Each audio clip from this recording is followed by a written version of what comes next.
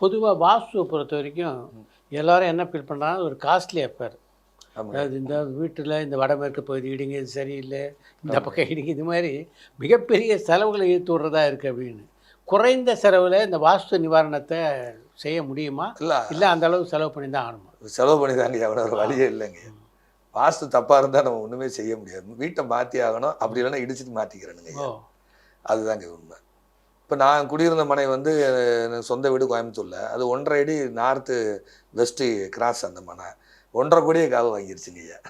ஓ, ஃபுல்லாக கடன் மேலே கடன். கடன் வாங்கத்தான் முடியும், திருப்பி கொடுக்க முடியாது. ஆ, அந்த மனையை பூட்டி போட்டுட்டு அதுக்கப்புறம் நான் ஒரு அப்பார்ட்மெண்ட்டில் குடி போனதுக்கப்புறம் தான் என்னுடைய சூழ்நிலை எல்லாமே மாறுது. ஓ, என் குருநாதர் வந்து தமிழ்நாடு பிஎஸ்என்எல்ல பெரிய போஸ்ட்டில் இருந்தவர்.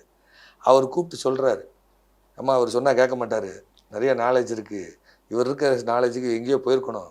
என் ஒய்ஃப்கிட்ட பேசுகிறாரு, முதல்ல வீட்டை மாற்றுங்கன்றாரு. என்னையே பிரெயின் வாஷ் பண்ண முடியலன்னு என் ஒய்ஃப்கிட்ட சொல்லி வீட்டை மாற்றுங்கிறாரு. நான் அந்த வீடை மாறி போயிட்டேங்கய்யா. போய் 6 மாதத்தில் அந்த 6 மாதம் வரைக்கும் இடையில அந்த வீட்டுக்கு வந்தால் விளக்கிழக்கு ஏற்றி வைக்கலான்னு வந்தால் உடனே 10 கடன்காரர் ஃபோன் பண்ணுவாங்க. வீட்டுக்குள்ளே நுழைஞ்சோடனே அத்தனை ஃபோன் வரும். நான் அந்த வீட்டில் உட்காந்து யாரும் கூப்பிடக்கூட மாட்டாங்க. அந்த போகாதீங்க, பூட்டி போடுங்க சார்ன்ட்டார். அவர் வயசில் ரொம்ப பெரியவருங்கய்யா. ஆனால் என்னை வாங்க சார் போங்க தான் பேசுவார் அவர். சரின்னு சொல்லிட்டு ஐயா சரி நான் போகவே இல்லைங்கன்னு பூட்டியை போட்டேன். அதுக்கப்புறம் நான் 6 மாதத்தில் என் சூழ்நிலை எல்லாமே மாறிடுது. அந்த மொபைல் ஃபோனை வச்சு சொன்னது பெரிய ரீச் ஆயிடுது. நான் 1 வருஷத்துல அப்புறம் கடன்லாம் எல்லாம் அடைக்க ஆரம்பிச்சிடுறேன். அடைச்ச பிறகு அந்த வீடை வேண்டாம், நம்ம வச்சிருக்கலாமா, அது கமர்ஷியலான ஏரியா, இப்போ வெஸ்ட் மாம்பலம் மாதிரி ஒரு ஏரியா, எதுக்குமா கொடுக்கணும், நம்ம அழைச்ச சொத்து வேண்டாம் விட்டுருங்க, வந்த வேலைக்கு போட்டோம். கடைசி என் நண்பருக்கு தான் கொடுத்தேன். நான் சொல்லியே கொடுத்தேன், இந்த பாருங்க நீங்கள் வந்து குடியிருக்கிறா இருந்தால் வேண்டாம், இது ஏதாவது ஹாஸ்டல் லேடிஸ் ஹாஸ்டல் மாதிரி ஏதாவது பண்ணுறா இருந்தால் விடுங்க என்ன, நீங்கள் வேணா தயவு செஞ்சு இந்த வீடு பழி வாங்கிடும் வேண்டான்னு சொல்லிட்டேன்.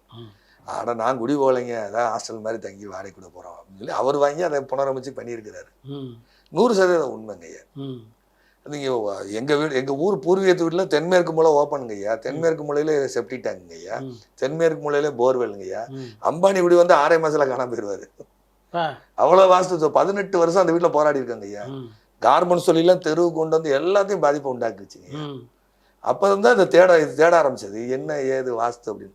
கடைசி எங்கே ஜோசப் சுந்தரராஜ் ஐயா கிட்ட உட்காரும்போது தான் வாஸ்துனா என்ன, அவர்கிட்ட தான் எங்கள் வீட்டோட டிராயிங்கை போட்டு காட்டுறேன். அம்பானி இப்படி வந்து 6 மாதத்தில் காணாம போயிரு, நீ எப்படி புரியுதீங்கிறாரு. அப்படிதான் அவர் சொன்னார்.